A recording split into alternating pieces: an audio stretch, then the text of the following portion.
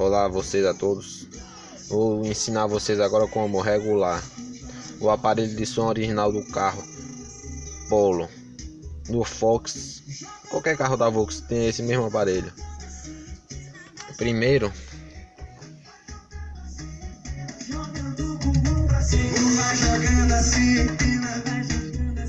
vocês vão vir aqui nessa pasta. Mais um toque ela muda para o basse. Outro toque muda para médio, os médios. Outro toque. E quando você vai apertando vai mudando. A regulagem é nesse botão. Esse aqui que muda as músicas. Eu não vou estar apertando para vocês, que eu não quero desregular o som, entendeu? Mas o que acontece é isso aí. Vocês vão apertar nessa pasta aqui e vai estar aparecendo. Cada toque que você dá vai estar mudando.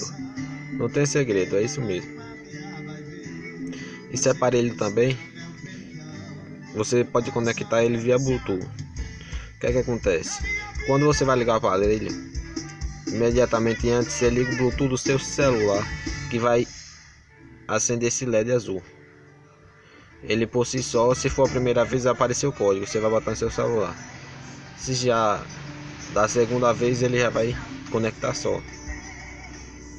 Aqui você muda de pasta, você diminui, você aumenta. Aqui você ejeta, tira o CD. E é isso aí, galera. Boa sorte a todos que procuram.